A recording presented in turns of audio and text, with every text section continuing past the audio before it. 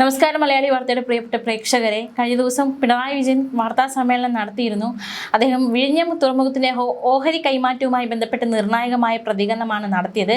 അതിനിടയിൽ ദേശാഭിമാനി പത്രത്തിന്റെ ലേഖകനെതിരെയും അദ്ദേഹം നിർണായകമായ ഒരു വിമർശനം നടത്തിയിരിക്കുകയാണ്. സംസ്ഥാന സർക്കാർ അദാനി ഗ്രൂപ്പിനെ രക്ഷിക്കാൻ വഴിവിട്ട സഹായം നൽകുമോ എന്നാണ് ഇനി അറിയാനുള്ളതെന്ന് പിണറായി വിജയൻ കഴിഞ്ഞ ദിവസം വാർത്താ സമ്മേളനത്തിൽ പറഞ്ഞിരുന്നു. വിദേശ നിക്ഷേപം ഇടതു സർക്കാരിന്റെ നേട്ടമെന്ന് പാർട്ടി മുഖപത്രത്തിൽ എഴുതിയത് സംബന്ധിച്ച ചോദ്യത്തിന് അത് നിങ്ങളെപ്പോലുള്ള ലേഖകർ എഴുതുന്നതല്ലേ എന്നായിരുന്നു അദ്ദേഹത്തിന്റെ മറുചോദ്യം. അതായത് ദേശാഭിമാനി അതിലുള്ള ലേഖകർ, നിങ്ങളെപ്പോലുള്ള ലേഖകർ എഴുതുന്നതല്ലേ ആ കാര്യങ്ങൾ, എഴുതി പിടിപ്പിക്കുന്നതല്ലേ ആ കാര്യങ്ങൾ എന്നായിരുന്നു പിണറായി വിജയന്റെ മറുപടി. മറ്റു കാര്യങ്ങൾ അറിയിക്കാതെ കൊടുത്താൽ അത് പത്രത്തിൽ വരില്ലേ? അത് പത്രത്തിന്റെ നയമാകുമോ? പാർട്ടി പത്രമായാലും അതാണ് സംഭവിക്കുക. ലേഖകൻ എഴുതി കൊടുത്തു, പത്രത്തിൽ വന്നു, അത്രയുള്ളൂ എന്നായിരുന്നു പിണറായി വിജയന്റെ മറുപടി.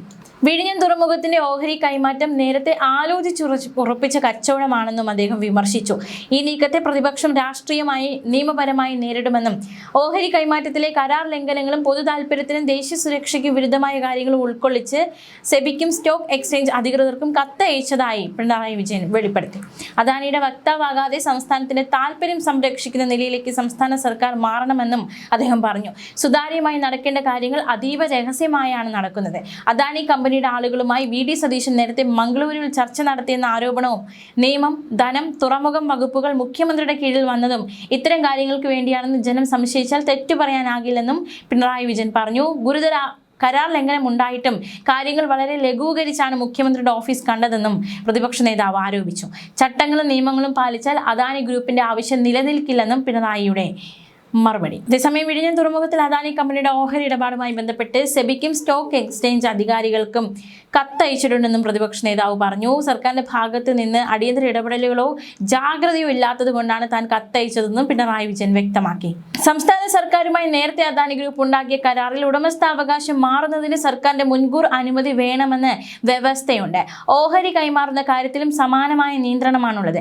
ഒറ്റയ്ക്കോ കൂട്ടായോ 25% മുകളിൽ ആർക്കെങ്കിലും ഓഹരി കൈമാറുന്നതിന് മുൻകൂർ അനുമതി വേണമെന്നിരിക്കെ ഓഹരി കൈമാറ്റം സംബന്ധിച്ച കരാറിൽ ഏർപ്പെട്ടതായി അദാനി ഗ്രൂപ്പ് സെബിയെ അറിയിക്കുകയാണ്, സർക്കാരിനെ അറിയിക്കുകയും ചെയ്തിട്ടില്ല.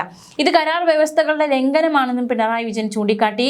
കൂടാതെ അദാനി ഗ്രൂപ്പ് സെബിക്ക് നൽകിയ അപേക്ഷ മാനദണ്ഡങ്ങൾ പാലിച്ചുള്ളതുമല്ല, ദേശീയ സുരക്ഷയും പൊതു താൽപര്യവും മാനിച്ച് മാത്രമേ അനുമതി നൽകാവൂ എന്നാണ് മാനദണ്ഡം.